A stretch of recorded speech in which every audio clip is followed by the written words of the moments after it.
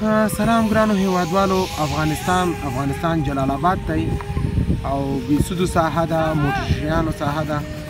دا ګلالۍ کوچنۍ ماشومه لګیا ده، د یو چا بل چا بوټان رنګوي او د ښوونځي څخه پاتې ده.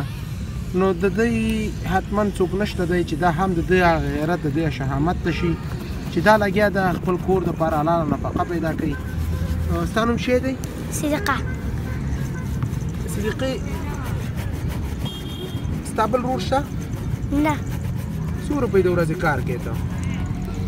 کله شل، کله دېرش، کله څلوېښت، کله پنځوس او کله شپېته. او ستا پیسو باندې بیا څه کوې؟ مور ته مې وړم. مور ته دې ورکوې. نو ولې مکتب ته نه ځې؟ مکتب ته دلته کار کوم ځکه مکتب ته لاړ شم.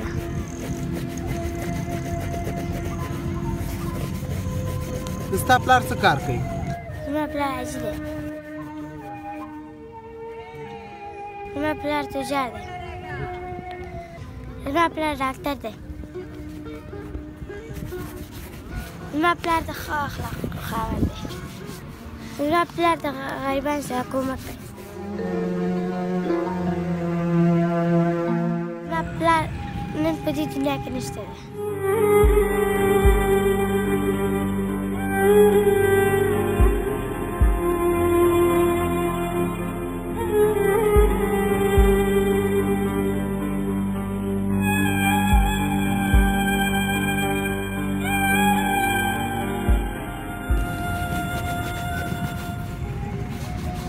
صدیقه چې دا یتیمه ده او پلار یې نشته چې دا ښوونځي کې واچوي.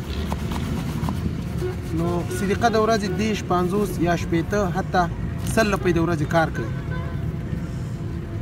خو الله تعالی دې په دې کوچنۍ دغسې ګلالیو یتیمو بېوزلو افغانانو باندې الله ورحمېږي. نو دا څه بدبختي ده زموږ ستاسو په دې وطن کې. دا په دې تنکو لاسو باندې لګیا ده، د یو چا د بل چا بوټان رنګوي. صدیقې، ستا شوق شته چې مکتب وي؟ ها. چې خپل درس ووایې؟ ها. تا غوندې نازولي ګلالي ماشومان چې مکتب ته ځي ته څه احساس کوې؟ زه هم غواړم چې مکتب یم خو نشم کولی، راځم کار کوم.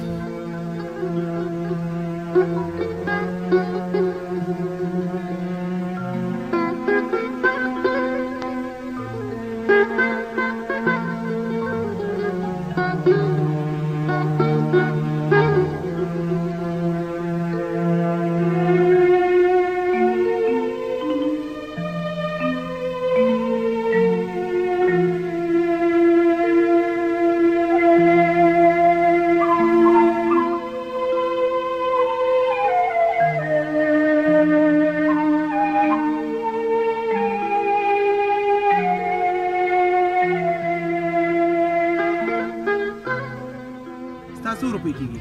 10 روپۍ. زه تا ته 10,000 افغانۍ درکوم. 10 روپۍ. زه تا ته دا 10,000 افغانۍ درکوم چې دا کور کې ورکړې، چې تا بیا دې خپله زده کړه وکړې، دا کور کې ورکړې، د کور خرچ شي. صحیح ده؟ دا وشماره څو روپۍ دي؟ 1 2 3 4 5 6 7 8 دا به چاته ورکړې؟ مور ته. څه دپاره به ورکړې؟ زموږ د هغه دې ډوډۍ خرڅ. او تا به مکتب ته ځې نو. صحیح ده؟ تا به زه مکتب کې واچوم. صحیح ده احمدی؟ تا یو شخصي مکتب کې واچوم. ته به خپل هېواد ته خدمت وکړې، تا نه به ډاکټره جوړ شي. صحیح ده؟ پیسې دې واچوه.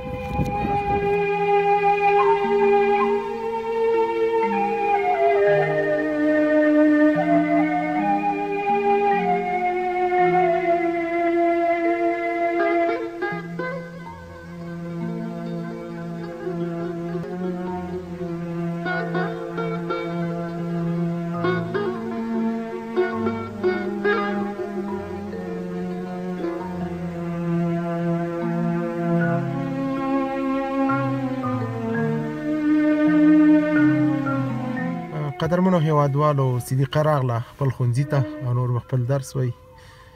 نو د ستاسو په همکاري، د ستاسو په مرسته صدیقه به انشاءالله خپل درس ادامه ورکوي. صدیقې خپل درس ادامه به ورکوي که نه؟ ها. انشاءالله.